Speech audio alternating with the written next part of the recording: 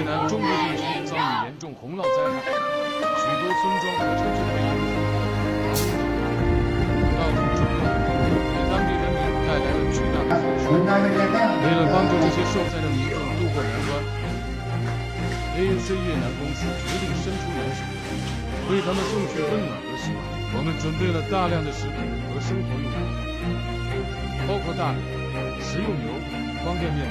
以及一些日常必需品。